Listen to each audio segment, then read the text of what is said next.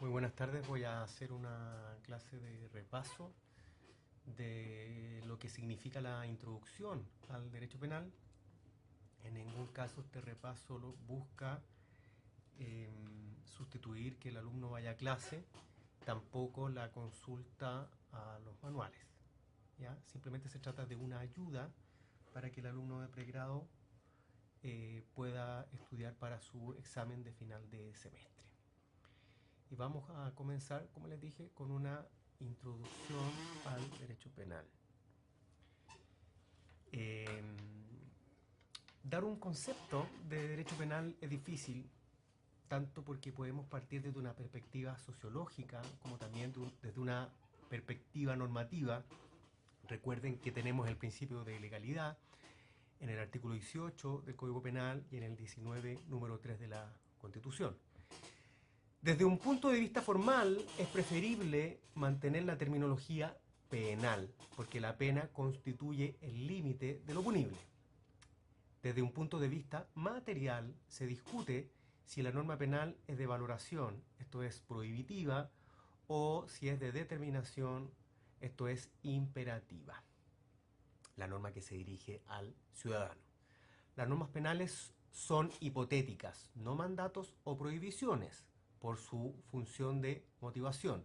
Por eso, la función de la pena se resuelve en dirección a la protección de bienes jurídicos, esto es, dirigido a la prevención.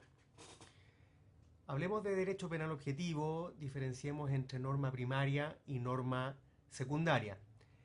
El supuesto de hecho de la norma penal puede ser el delito, el estado peligroso y el desequilibrio patrimonial. Y dependiendo de cada supuesto de hecho, la consecuencia jurídica puede ser la pena, cuando es el delito, la medida de seguridad tratándose del estado peligroso, o la responsabilidad civil si es que nos referimos al desequilibrio patrimonial. La norma primaria es aquella que se dirige al ciudadano, que le prohíbe o le ordena, a propósito de la función de motivación. La norma secundaria es aquella que se dirige al juez, le exige aplicar, pues le exige aplicar la consecuencia jurídica.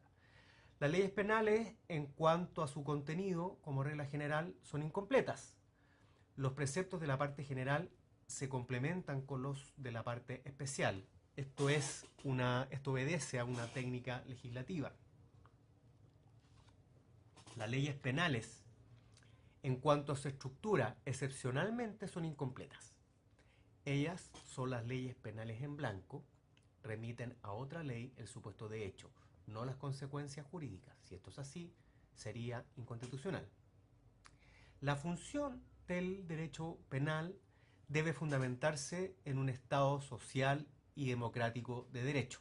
Es decir, se legitima como un sistema de protección efectiva de los ciudadanos limitado en la prevención. Hablemos ahora del derecho penal subjetivo, denominado ius puniendi. Es la facultad que tiene el Estado para declarar delitos y castigarlos con una pena. Y aquí surgen varias preguntas. ¿Por qué se puede castigar? Esto sería el fundamento funcional del derecho penal. ¿Por qué puede castigar el Estado? Esto es lo que se refiere al fundamento político. A la primera pregunta hay que responder dependiendo del modelo de Estado. El preferible es un Estado social y democrático de derecho. A la segunda pregunta se puede responder según las garantías y principios y prohibiciones, del principio de legalidad referente a la legitimación y la protección a través de la prevención. El ius puniendi no es arbitrario, es limitado por el Estado de derecho a través del principio de legalidad, por el Estado democrático, porque se deben respetar los derechos humanos, y por el Estado social, que exige una intervención mínima del derecho penal, esto es, la protección real y efectiva de bienes jurídicos. Entonces, habría una sistematización de los principios limitadores según el modelo de Estado. Si el Estado es de derecho, tenemos los principios de legalidad y non bis in idem. Tratándose del Estado social, los principios de intervención mínima y el de lesividad. Y tratándose del modelo de Estado democrático, tenemos los principios de humanidad, culpabilidad, proporcionalidad y resocialización. Comencemos con el principio de legalidad, consagrado en los artículos 18 y 19, número 3 de la Constitución. Parte de un aforismo construido por Feuerbach, que es el nullum crimen, nulla pena, sine leyem previa, stricta, scripta y certa. ¿Cuáles son las garantías que emanan del principio de legalidad? La primera es la denominada garantía criminal, que nos dice que el delito debe estar establecido por ley. Esto es lo que se llama el principio de reserva legal. Tenemos la garantía penal, que según ella la ley debe señalar la pena. Tenemos la garantía jurisdiccional, que establece que la declaración del delito y la imposición de la pena debe ser a través de una sentencia judicial y un procedimiento establecido por ley. Y tenemos finalmente la garantía de ejecución, que según ella la pena debe ejecutarse según la ley. ¿Cuáles son las prohibiciones que emanan del principio de legalidad que nos sirven para materializar las garantías? La primera es la prohibición de analogía, la exigencia de ley stricta. Se refiere a la traslación de una regla jurídica por vía de un argumento de semejanza. Esto es in malam partem. ¿Cuál sería la excepción? La cláusula de favorabilidad, que se encuentra en el artículo 18, inciso 3 del Código Penal, en relación con el artículo 340 del Código Procesal Penal. Tenemos la prohibición del derecho consuetudinario, la exigencia lex scripta para fundamentar o agravar la pena, la prohibición de retroactividad, la exigencia de lex previa. No se puede crear retroactivamente una pena más grave o para agravar la misma, salvo que sea in malam partem. Y tenemos la prohibición de leyes indeterminadas, la exigencia del lex certa, el mandato de determinación, el principio de tipicidad. Se exige que el núcleo de lo prohibido se encuentre determinado. Tenemos el principio del non bis in idem.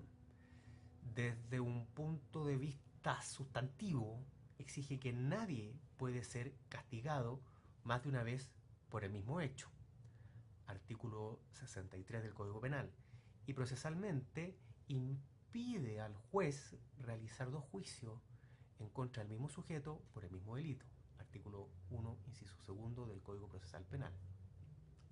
Tenemos el principio de intervención mínima, que se refiere al derecho fragmentario y subsidiario. El fundamento del derecho penal subjetivo es la protección de bienes jurídicos a través de la prevención de delitos. ¿Qué significa el carácter fragmentario? Significa que se penan los ataques más graves a los bienes jurídicos más importantes. ¿Qué significa el carácter subsidiario? El sistema punitivo es la última ratio, es decir, debe haber una preferencia de otros medios de control social frente al derecho penal. El principio de lesividad exige que solamente podrán ser sancionadas aquellas conductas que afecten o dañen bienes jurídicos estimados socialmente valiosos, no meras inmoralidades, es decir, con objetivos político-criminales vinculados a los valores superiores que se consagran en la Constitución. De esta manera, el derecho penal debe señalar qué es funcional, qué es disfuncional, atendiendo a las condiciones necesarias para el desarrollo del individuo y el mantenimiento de la sociedad, acogiendo como guía los valores plasmados en la Constitución y en su modelo de Estado. Lo ideal, entendemos, un funcionalismo moderado, siguiendo al profesor Klaus Roxin.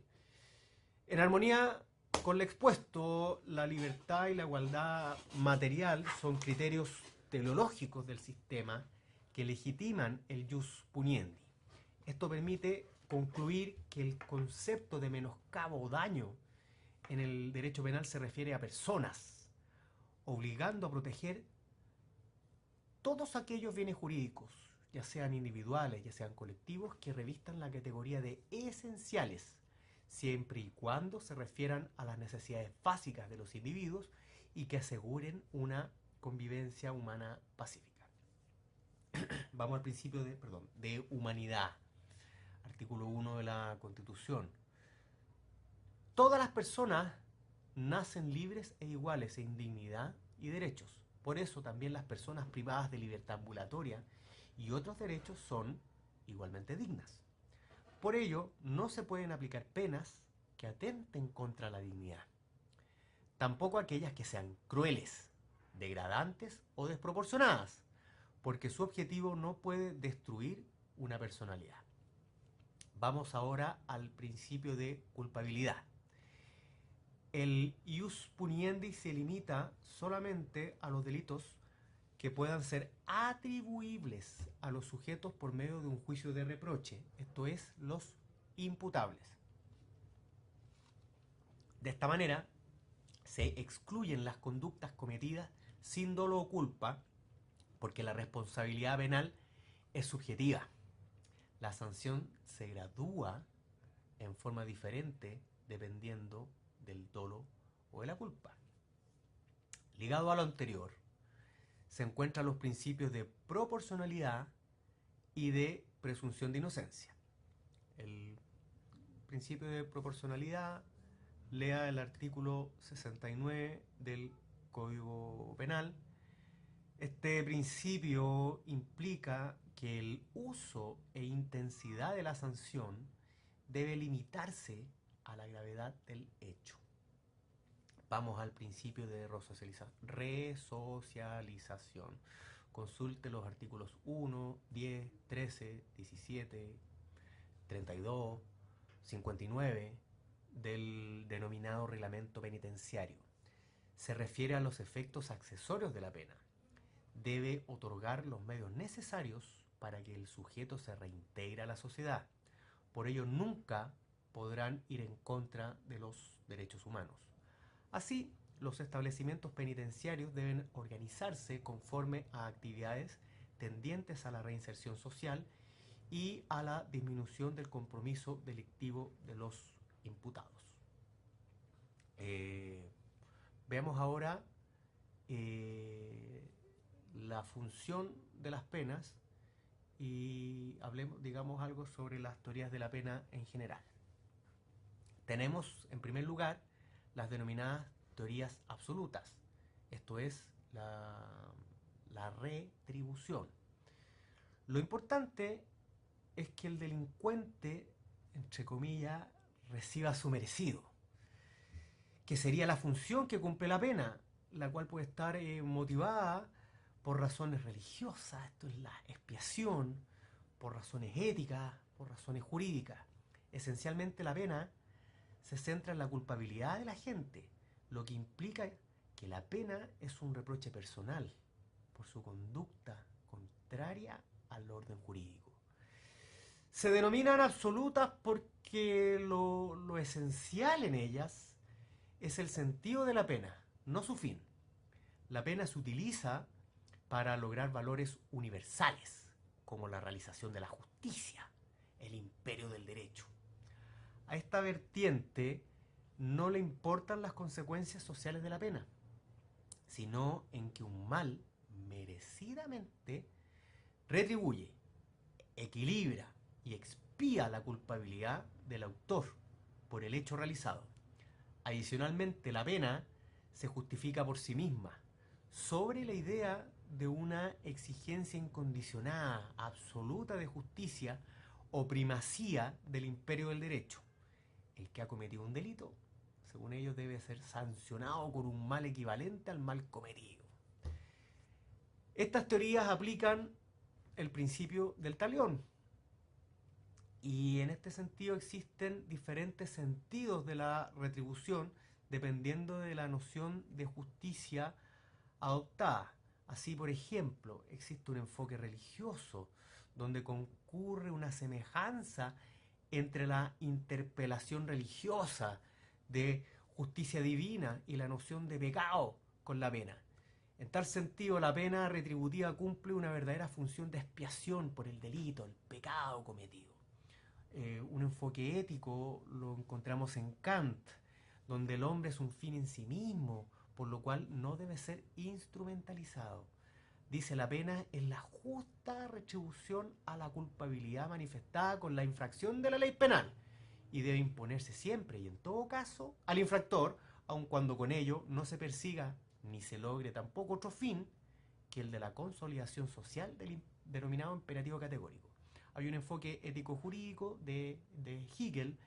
Según él, la voluntad general, constituida por el orden jurídico, es la tesis, su negación por el delito es la conocida como antítesis, y la negación de la negación será la denominada síntesis. que se expresa a través del castigo del delito.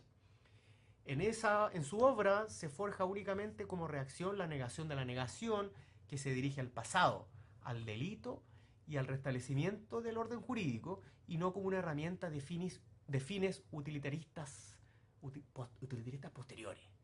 Su gran virtud, al justificarse la pena en sí misma, es que sirve de límite al poder punitivo del Estado, protegiendo la libertad. Incluye también la culpabilidad del delincuente como una medida de referencia para la magnitud de la pena que se va a imponer. ¿Qué crítica podemos efectuar? No se puede sostener, porque el derecho penal busca la protección subsidiaria de bienes jurídicos. La pena no puede entonces despreciar los fines sociales. Digamos algo ahora de las teorías relativas, las teorías de la prevención. Su finalidad es prevenir delitos, siendo la pena una necesidad ineludible para la mantención de bienes jurídicos. Se rechaza así la culpabilidad como fundamento de la pena. Se trata de teorías relativas que buscan prevenir delitos futuros. Se dicen relativas porque las necesidades de prevención lo son y penden de las circunstancias. La pena, según estas teorías, tiene una función utilitaria, se trataría de un objetivo de prevención. Existe, por una parte, la prevención general, también especial, y en uno y otro sentido positiva, puede ser positiva o puede ser negativa. Hablemos de la prevención general. El señor Feuerbach. El eje de la pena está en la influencia que genera en la comunidad. Posee una vertiente, como dijimos, positiva, otra negativa. En la vertiente negativa, la pena, ¿qué es lo que busca? Busca intimidar, ¿cierto?, a la sociedad para evitar la comisión de futuros ilícitos por aquellos sujetos que tienen más probabilidades de cometer ilícitos similares. Más que pretender eliminar el delito, busca mantener índices que sean tolerables de la delincuencia. En la vertiente positiva, la pena pretende justificar la inviolabilidad del ordenamiento jurídico frente a la comunidad jurídica y así robustecer la certidumbre jurídica del pueblo. Hoy por hoy se le suele asignar a este enfoque un mayor sentido que el de un simple fin intimidatorio. Hablemos algo del planteamiento del profesor Mir Puch. Según él, la función de la pena se relaciona con el modelo de Estado imperante, que defiende como un Estado social y democrático de derecho. ¿Cuál es el planteamiento de Gunther Jacobs? Muy resumidamente, la pena tiene por fin restablecer la vigencia normativa quebrantada por la comunicación realizada por el delincuente, que sería la decepción de la expectativa social. La pena busca proteger las condiciones de interacción social, finalmente, ya que la prevención se orienta a preservar la confianza social en la norma. ¿Qué críticas podemos hacer acá? No hay establecimiento de la extensión de la pena. Podría haber una instrumentalización del individuo. Hay problemas en la ejecución de la pena y supone que el hombre se comporta con absoluta racionalidad, lo que no es así. Hablemos de la prevención especial, von List. La pena consiste únicamente en hacer desistir al autor de futuros delitos. Se habla, pues, según esta interpretación, de la prevención especial como fin de la pena, que, al contrario de la concepción de la pena retributiva absoluta, es una teoría relativa, pues se refiere al fin de prevención de delitos, impidiendo que el delincuente vuelva a delinquir por medio de corrección y la educación. ¿Cuáles son las formas de la coacción? Tenemos la coacción directa, que es el encierro, y la indirecta, consistente en la evitación de nuevos delitos. Y tenemos también la corrección para evitar la reincidencia. Su obra, Programa de Marburgo, habla de inocuizar al delincuente habitual no rehabilitable, de intimidar al delincuente ocasional y de la resocialización. Críticas a estas teorías. No proporcionan un baremo para la pena. No sabe qué hacer con los delincuentes que no requieren resocialización. deja de lado la conducta ilícita propiamente tal y es utópica, porque la sociedad no se encuentra madura aún para el ideal rehabilitador. Hablemos de las teorías integradoras, llamadas también mixtas. Suponen la retribución, la prevención especial y la prevención general como fines de la pena que se pretenden al mismo tiempo. De esta manera, el fin retributivo poseía originalmente la función definitivamente preponderante.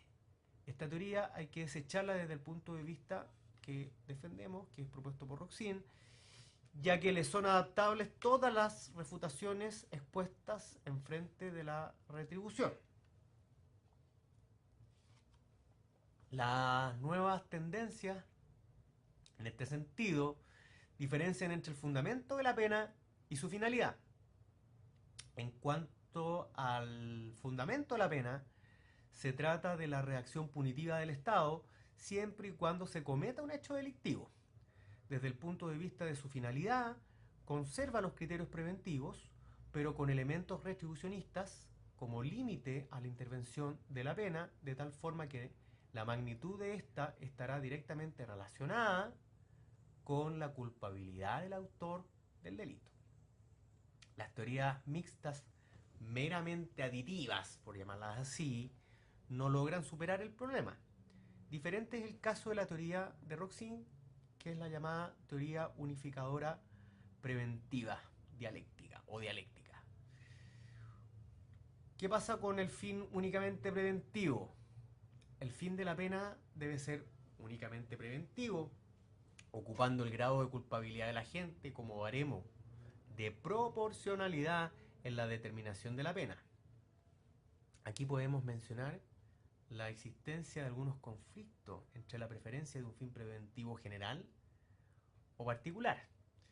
Las finalidades se estructuran y armonizan acorde al momento en que actúa el fenómeno. Así, en cuanto a la amenaza penal, prima la prevención general. En el momento de decretar la pena, priman la necesidad de prevención, tanto general como especial, y finalmente, en la ejecución, prima la prevención especial. Aquí se plantea la renuncia a toda retribución. La retribución en un sistema como el descrito no tiene cabida, ni siquiera como fin paralelo a la prevención. Aquí es importante destacar que la culpabilidad se puede tomar en cuenta como medio de limitación de la intervención. ¿Qué quiere decir esto? Si bien la retribución no puede operar como fin, el elemento del principio de culpabilidad como límite debe ser integrado a la teoría mixta. Esto es, opera como una contraposición a los intereses preventivos sociales. Este elemento impide precisamente que se instrumentalice al sujeto. El principio de proporcionalidad no es suficiente para sustituir al principio de culpabilidad como limitante.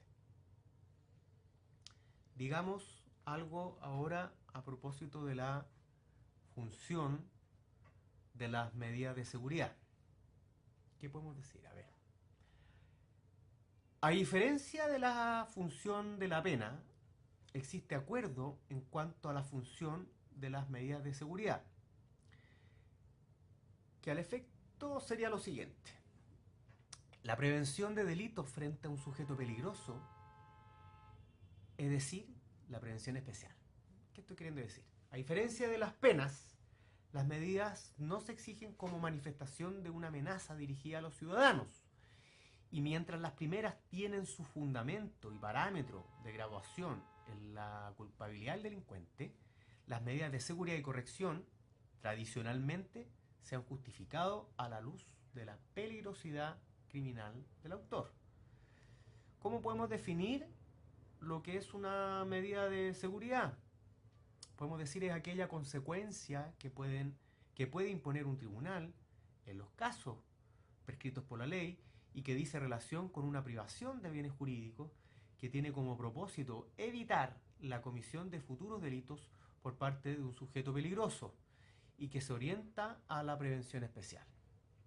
Desde un punto de vista formal, es la consecuencia jurídica imponible por el ordenamiento jurídico a quien comete en forma culpable una conducta punible, cuando el ordenamiento naturalmente así lo acepta, o a quien transgrede la ley penal en situación de inculpabilidad atendida su inimputabilidad. ¿Qué más podemos decir? Se dirigen a aquellos sujetos donde la pena no puede cumplir su finalidad, a saber, a los inimputables con inclinación delictiva, porque no son motivables, a sujetos con factores psicológicos, que son motivables pero impulsados a realizar ciertas conductas con mayor intensidad, por ejemplo el drogadicto. Existen varias corrientes, tenemos el sistema monista, el también llamado unitario. No diferencia entre penas y medidas de seguridad, la pena sería la única opción. Esto se descarta por afectar principios básicos garantistas. El sistema dualista, el que se tiene que defender, el sistema vicarial, plantea una coexistencia entre penas y medidas, justifica la imposición de la medida en base a la peligrosidad del sujeto. ¿Qué clases de medidas de seguridad existen en doctrina? Las predelictuales. Estas se fundamentan en la peligrosidad de la persona que aún no ha cometido un ilícito. Hoy en día no pueden ser aceptadas. Las postdelictuales. Estas operan sobre la base de la peligrosidad de un sujeto que ya ha cometido un ilícito. En base a lo anterior, entendemos a la medida de seguridad de la siguiente manera. Como un conjunto de reacciones sancionatorias, preventivas y estatales frente al delito, un injusto típico, que se imponen judicialmente al lado o en lugar de la pena y que no se apoyan en forma exclusiva en la gravedad del hecho cometido, sino que miran a la transformación, a la curación o a la rehabilitación del trastorno mental o la inmadurez psicológica que determinó la inimputabilidad, en cuyo estado delinquió la gente, atendido entonces en mayor medida a su propósito de readaptación en el futuro, la peligrosidad, en vez del pasado por el injusto realizado. Aquí tenemos que tomar en consideración el artículo 455 del Código Procesal Penal. ¿Qué más podemos decir? Las medidas de seguridad pertenecen al derecho penal, por lo cual se quedan sujetas a sus garantías y a sus principios. ¿Qué críticas podemos hacer? Se abren las puertas a un eventual doble castigo. ¿Cuál sería la solución? El sistema vicarial. Esto es que se cumpla primero la medida e imputar ese lapso a la pena. Es un sistema que está en crisis porque no habría diferencia entre pena y medida de seguridad. ¿Qué podemos decir sobre las medidas de seguridad en Chile? Como dijimos hace un momento, bueno, en el Código Procesal Penal se encuentran reguladas en los artículos 455 y siguientes. Una primera etapa busca establecer si el sujeto cometió un hecho típico y antijurídico, y una segunda busca establecer la peligrosidad del sujeto. Hay dos artículos fundamentales, 455 y el 457 del Código Procesal Penal. ¿Cuáles son los presupuestos de aplicación para la aplicación de estas medidas? Primero, la realización de un hecho típico y antijurídico. En segundo lugar, la existencia de antecedentes calificados que permitan presumir que atentará contra sí mismo o contra otras personas. Esto implica un fundamento fáctico calificado como conducta típicamente antijurídica y proporcionalidad. Además, debe existir una adecuación instrumental o una utilidad concreta entre las medidas y la corrección de la peligrosidad. Debe existir una limitación temporal máxima de tales medidas y tratamientos. Además, debe haber una ejecución humanitaria de todas las medidas impuestas. Tiene que existir una fijación clara del límite de las medidas coactivas que no puede ir más allá de la pena imponible al delito respectivo.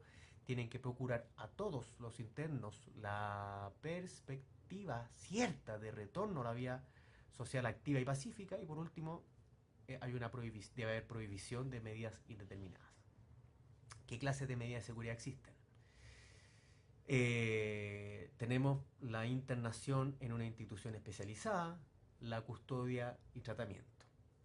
La sentencia debe señalar la forma, las condiciones y la duración de la medida. Ahora vamos a hablar de otra cosa, vamos a hablar del método jurídico penal y eso lo vamos a dejar para otro video.